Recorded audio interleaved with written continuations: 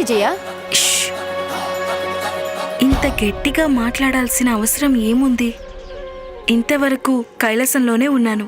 నేను విన్నాను, కార్తికేయ కుమారుడు దక్షిణ దిశగా వెళ్తున్నారు. అన్నయ్య వెళ్ళిపోతున్నాడా చిన్నమ్మ? ఎందుకు? ఇంతవరకు నాకు తనతో ఆడుకునే అవకాశం కూడా రాలేదు. నువ్వు దాని గురించేమీ బాధపడక్కర్లేదు గజానన. చూడు, మీ అన్నయ్య గారు ఇక్కడ లేకపోతే మీ అమ్మ వాత్సల్యాన్ని పూర్తిగా నువ్వే అనుభవించొచ్చు కదా పుత్ర. మీ అమ్మ చేసిన వంటలన్నీ కూడా నీ ఒక్కడికే లభిస్తాయి కదా. అంతకంటే ఆనందం ఏముంటుంది చెప్పు? వంటలా? ఏం గజానన, హఠాత్తుగా లేచేవెందుకు? నేను వంటగదికి వెళ్తున్నాను, క్షణంలో తిరిగి వస్తాను. అరే గజానన, గజానన, గజానన!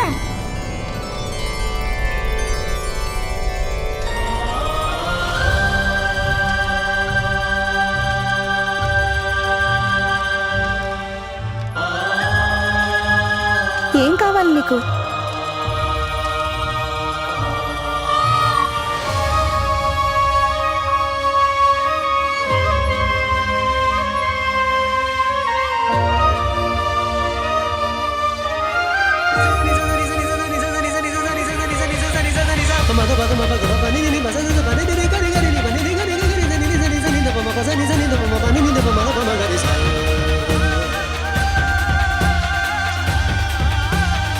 అంటే అన్నానంటారు గాని ఎంత సాధన చేస్తున్నా పిల్లలకి ఆకలి వేయకుండా ఉంటుందా? భోజనం చేయటానికి రాకుండా ఉంటారా?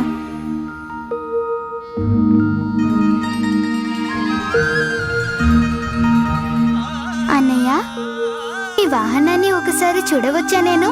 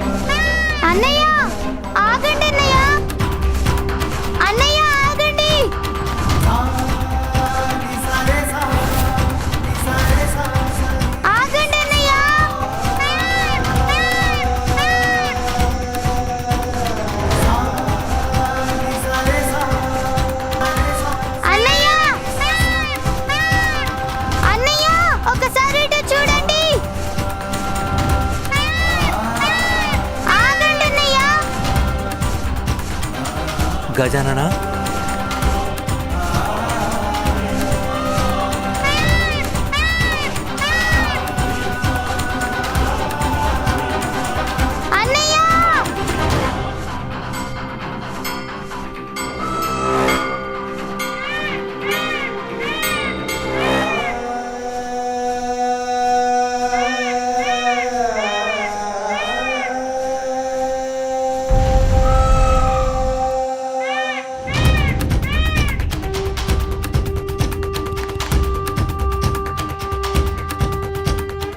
గజానన ఏమైంది? ఎందుకు పరిగెడుతున్నావు? నన్నెందుకు ఆపావు? ఎవరికి ఏం కాలేదుగా? ఎన్నిసార్లు చెప్పాలా నీకు భవనం నుండి ఇంత దూరం రావటం మంచిది కాదని? చెప్పాను కదా. మరి మరి మన మాతకు తెలుసా నువ్వు వచ్చావని? ఇదేంటి? భోజనం మీకోసమే అన్నయ్య. అమ్మ చేత్తో వండిన భోజనం. అమ్మ చేతి వంట తమరికి ఎంతో ఇష్టం కదా, అందుకే తీసుకువెళ్ళండి. అమ్మ గుర్తొస్తే తినేయడమే.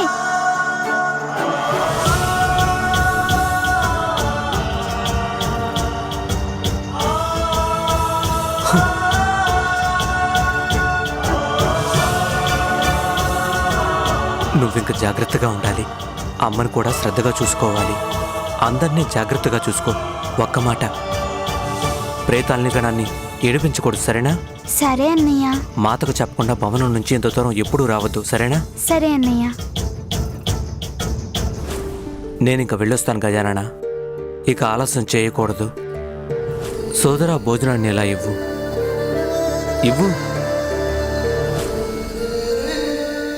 జాగ్రత్తగా ఉండు గజానన. సరే అన్నయ్య.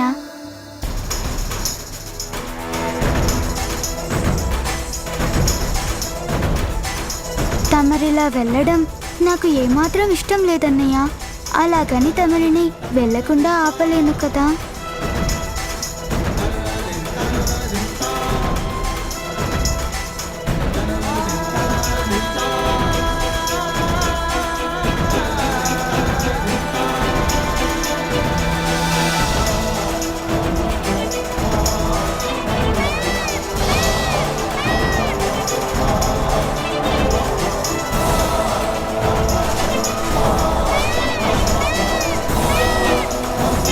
అన్నయ్య వెళ్ళిపోతే నాకు ఏమీ తోచదు. ఎవరికి తెలుసు తను ఎప్పుడు తిరిగొస్తారో. ఇంక నేను వెనక్కి వెళ్ళిపోవాలి. అమ్మ చెప్పింది కదా, నైవేద్యం పెట్టి తపస్సు చేసుకోవాలని.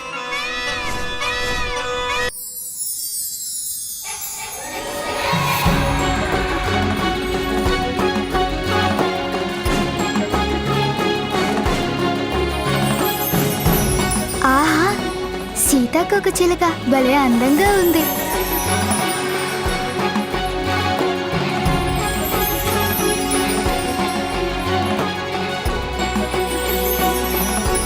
అరే సీతాకోక చిలుక ఆగు.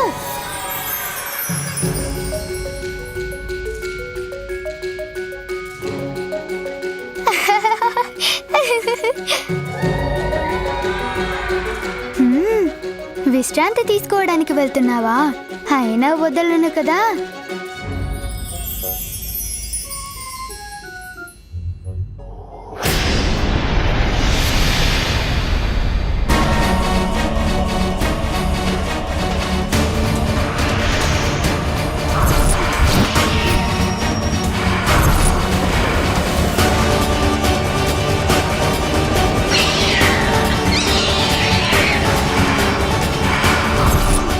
అదేమిటి, సీతాకోక చిలుక కాదు, అది ఎవరో అసురుడు. తండ్రి గారి మాట నిజం. ఇంద్రియాలు మాయ చేసి మనల్ని సమస్యల్లోకి నెట్టిస్తాయి. అందుకే అందమైన సీతాకోక చిలుక వెంటపడి దానిలో ఉండే అసురుణ్ణి గుర్తించలేకపోయాను.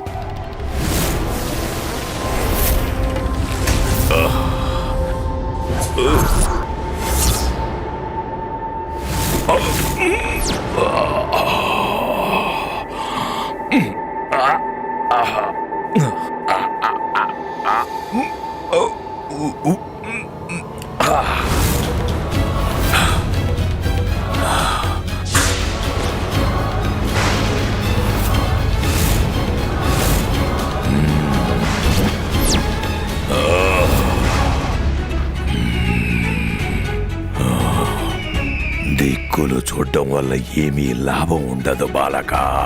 ఇక్కడ నుండి నీకు విముక్తి మార్గం కాదు, మృత్యు మార్గం మాత్రమే కనిపిస్తుంది. ముందుకు వెళ్లే మార్గాన్ని అతడు కట్టడి చేశాడు కనుక నేను వెనుదారి వెళ్ళడమే మంచిది. రాబందు,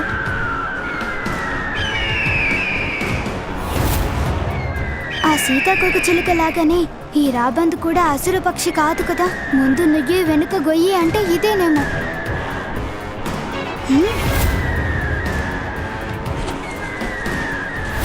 రాబందు కూడా అసురుడే.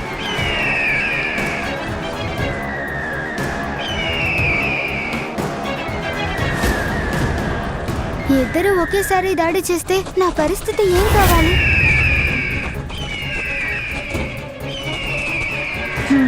ఏదో విధంగా నేను వీరి బారి నుండి తప్పించుకోవాలి. బాగుంటుంది, ఎంతో బాగుంటుంది. ఈ బాలుడి మనసు రుచిగా ఉంటుంది. అందుకే ఈ బాలుడిని అంతం చేయాలి. తప్పకుండా అంతం చేస్తా. తొండమయ్య, ఈ ఇద్దరికి గుణపాఠం నేర్పాలి.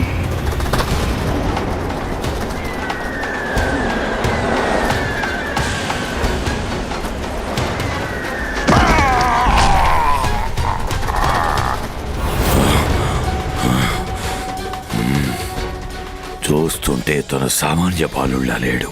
నేను జాగ్రత్తగా ఉండడం మంచిది. చిలుకాసురా, సీతాకొక చిలుక కంటే ఈ రూపమే భలేగా ఉంది.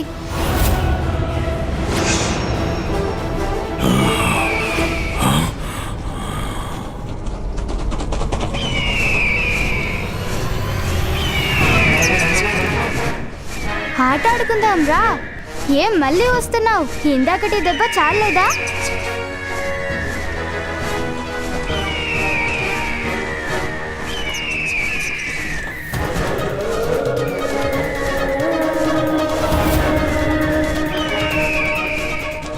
ఇంత పెద్ద రెక్కలేసుకొని నన్ను ముందుకు వెళ్ళనివ్వడం లేదు.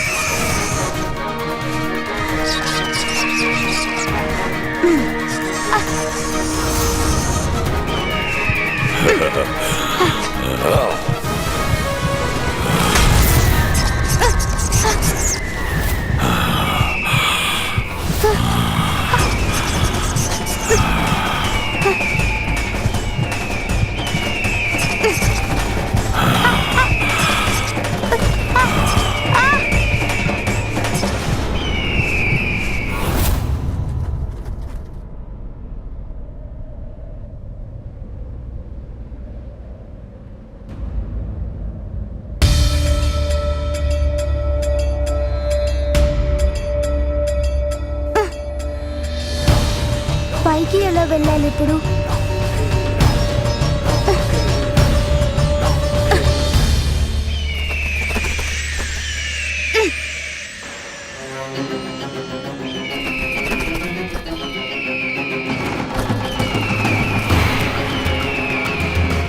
బాలక, బాగా ఇరికించాను కదూ నిన్ను.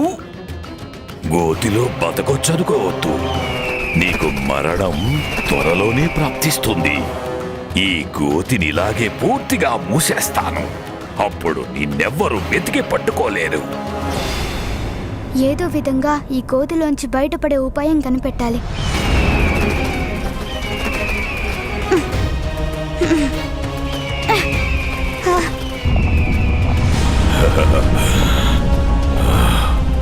చిలకాసురుడు దీనిపై బాగా మూసిస్తున్నాడు.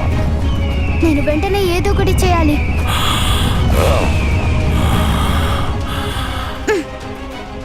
ఏది పట్టు చిక్కడం లేదు. ఈ దుష్టాసులిద్దరూ గోతని మూసేస్తున్నారు. ఈ ప్రమాదం నుంచి ఎలా తప్పించుకోవాలి?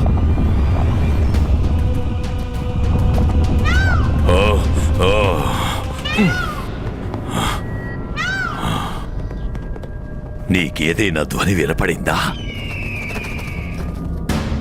బహుశా నేనే భ్రమపడినట్లున్నాను. ఏ ధ్వని లేదు. నా ప్రయత్నాలన్నీ వృధా అవుతున్నాయి. ఎలా తప్పించుకోవాలి?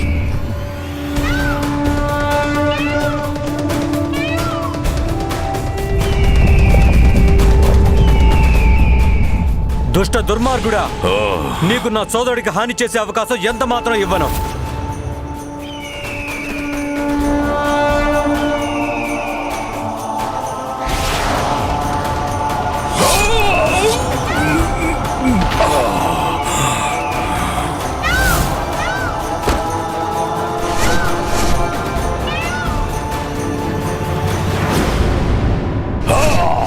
నా సోదరుడు గజాననుడిపై దాడి చేసేంత ధైర్యం నీకు ఎక్కడి నుంచి వచ్చింది అసురాధమా?